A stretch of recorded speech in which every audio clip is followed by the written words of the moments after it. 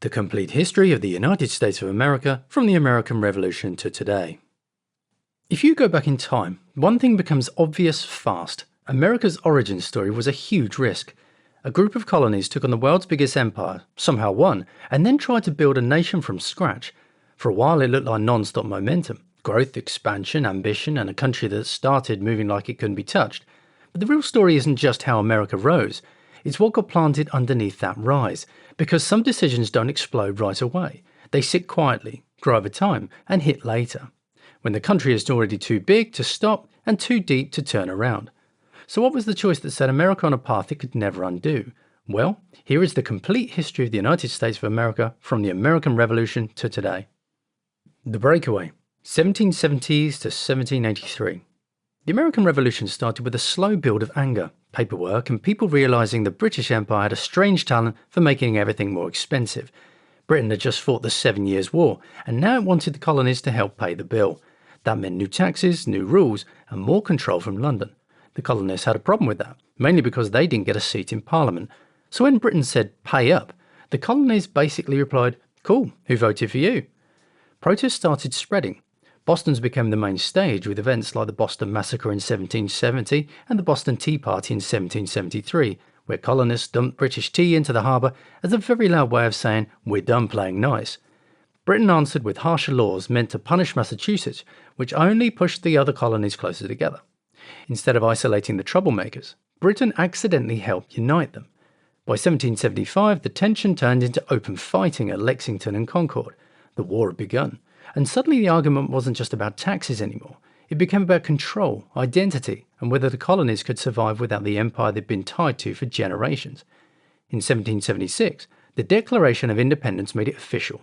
This was the breakup letter, written with a quill and backed up by gunpowder. The early war years were rough.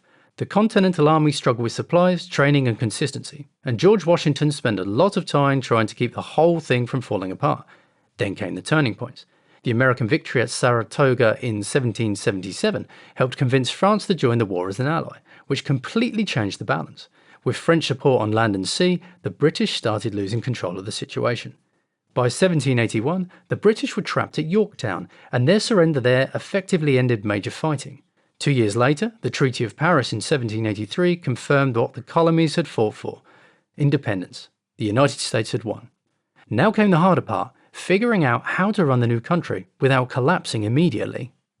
Building the machine, 1783 to the 1790s. Winning independence felt like the big victory moment, but once the war ended, the United States quickly learned a brutal lesson. Defeating an empire is one thing, replacing it with a functioning government is another.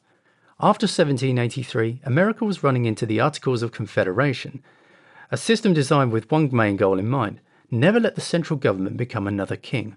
The problem was, they succeeded a little too well. Under the Articles, the national government had no real power to tax, no strong executive to enforce laws, and no easy way to make states cooperate. Congress could ask states for money, and the states could respond the same way a group chat responds to "who's sending the rent?" Silence, excuses, and someone leaving the conversation. War debts piled up, the economy struggled, and trade between states turned into a mess of competing rules and tariffs. Then came the moment that scared everyone straight. Farmers in Massachusetts, crushed by debt and taxes, rose up against the state government. The rebellion was eventually put down, but the message was loud. If the new nation couldn't keep order or stabilize its economy, it could fall apart before it even got started. So in 1787, leaders met in Philadelphia what was supposed to be a quick fix. It turned into a full rebuild. They drafted the US Constitution, creating a stronger federal government with 3 branches: Congress to make laws, a president to enforce them, and courts to interpret them. The goal was balance: enough power to function, enough limits to prevent abuse. The Constitution still needed approval, and that sparked a fierce debate between Federalists, who wanted a stronger national government, and Anti-Federalists, who feared it could crush individual liberties. The compromise came in 1791 with the Bill of Rights, guaranteeing key freedoms like speech, religion, and fair trials. By the end of the 1790s, America finally had a system that could survive. The country was still fragile, still divided, and still learning how to govern itself, but the machine was built. Now it was ready to grow. Expansion with a fuse attached. 1880 to the 1840s. In 1803, President Thomas Jefferson made the Louisiana Purchase, buying a massive stretch of land from France. Overnight, the size of the country nearly doubled. It was one of the greatest real estate deals in history, and the US didn't even have to pretend it read the terms and conditions. Expansion brought opportunity, but it also created a new headache. The nation had to explore, map, and govern territory that stretched far beyond the original colonies. Expeditions like Lewis and Clark's journey helped Americans understand what they had just bought, and westward migration kept pushing the country outward. New towns, new farms, and new states started forming, and the ideas of America as a growing continental power took off. Then came the War of 1812, a conflict driven by tensions with Britain, including issues like trade restrictions and the impressment of American sailors. The war didn't redraw the map, but it did harden the country's identity. The US had fought Britain again and survived again, and that survival boosted national confidence.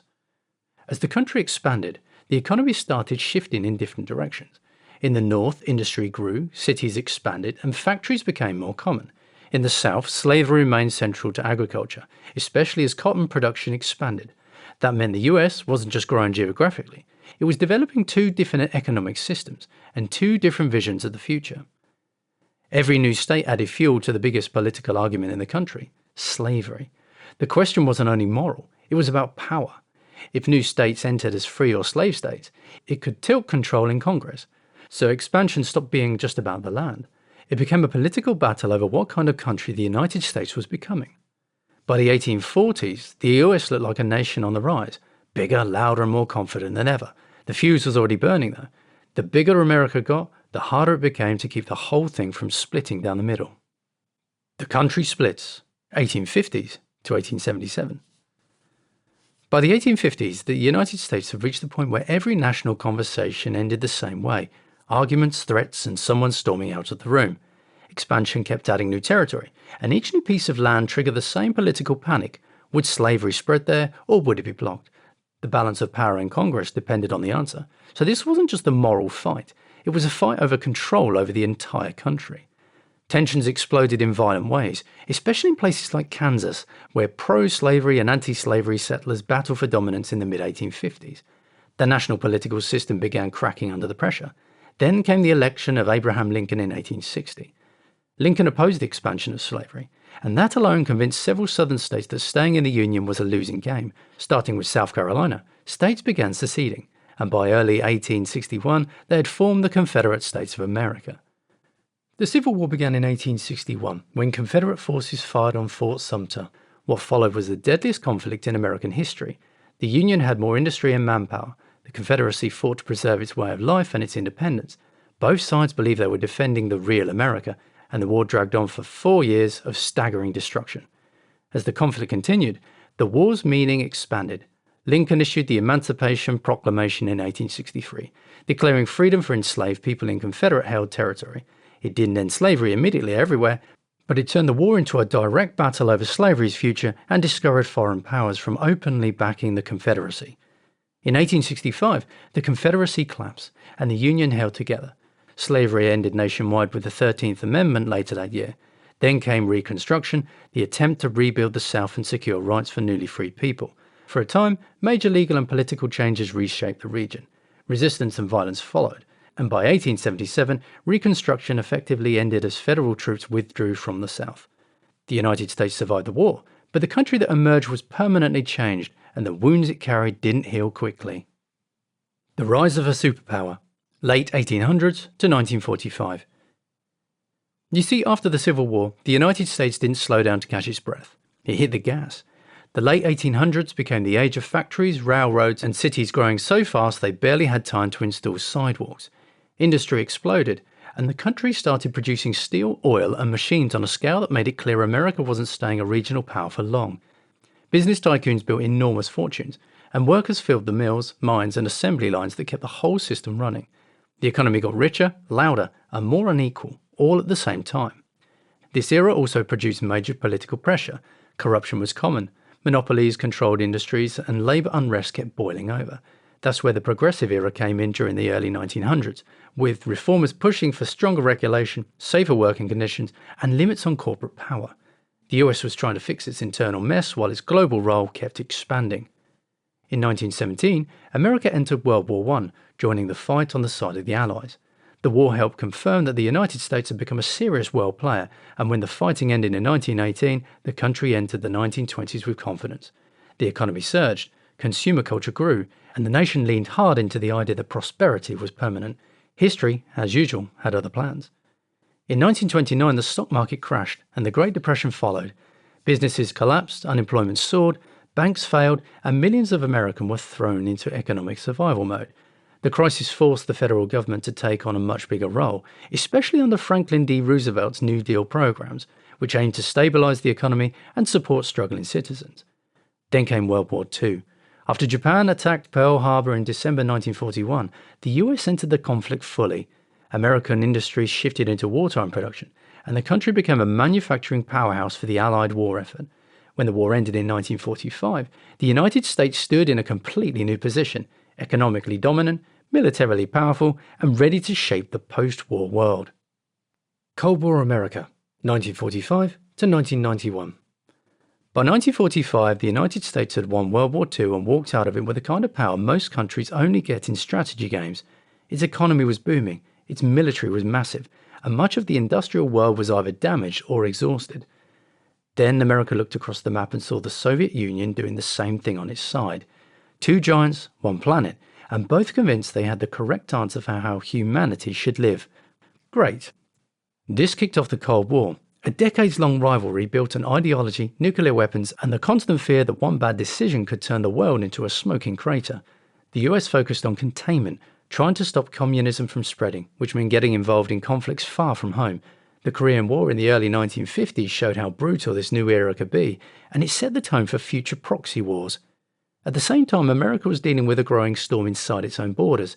The civil rights movement pushed the country to confront segregation and racial injustice that had been locked into place for generations. Major victories followed, including landmark Supreme Court decisions and civil rights legislation in the 1960s. These changes were historic, and they also triggered intense backlash and political tension that reshaped American society. Then came Vietnam. What started as part of the Cold War struggle became a long, painful war that divided the country. Protest movements grew, trust in leadership dropped, and the government's credibility took serious damage. That damage got worse in the 1970s with Watergate, when President Richard Nixon resigned in 1974 after a major political scandal. Americans didn't just question policies anymore, they questioned the people running the system. By the 1980s, the US pushed hard against the Soviet Union through military pressure and global competition. The Soviet economy struggled, reform efforts grew, and by 1991, the USSR collapsed. The Cold War ended, and the United States stood alone as the world's dominant superpower. The victory was real. The cost was real too. America had more influence than ever, and a society that had learned to argue loudly about what that power should mean. By the 1990s, the United States looked untouchable. The Soviet Union was gone. America's economy was huge, and its influence reached almost everywhere. Then the 21st century showed up and reminded everyone that history doesn't retire, it reloads.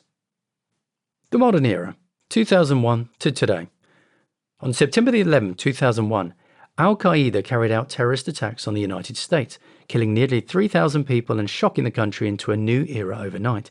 The US responded with a war on terror, launching an invasion of Afghanistan in 2001 to remove the Taliban government that had sheltered Al-Qaeda. 2 years later, the US invaded Iraq in 2003, arguing that Saddam Hussein's regime posed a major threat. The wars reshaped American foreign policy, expanded security measures at home, and created years of debate in cost, strategy, and long-term consequences. Then the economy took its own hit. In 2008, the financial crisis triggered a major recession, with banks failing, unemployment rising, and millions of Americans losing homes or financial stability. It became another moment where people questioned whether the system was built to protect ordinary citizens or to rescue the people who caused the damage. As the 2010s moved on, the country entered a new kind of tension. Social media changed politics, news, and public trust. Every argument got louder, faster, and more personal. Culture was intensified, and political polarization became a constant background noise. Then came COVID-19 in 2020. The pandemic killed large numbers of Americans, disrupted daily life, and stressed healthcare systems, schools, and the economy. It also exposed deep disagreements about leadership, science, and personal responsibility, and those fights didn't fade quickly. Today, the United States still holds massive global influence, military power, and economic weight. At the same time, it's dealing with sharp internal division, constant political conflict, and a population that often struggles to agree on basic facts. The country that once fought to become one nation now spends a lot of time arguing over what kind of nation it even wants to be. Anyway, what do you think? Did America build the strongest nation in modern history, or the most complicated one to keep together? Share your thoughts in the comments section below, leave a like, subscribe, and turn on the notification bell for more amazing videos like this one.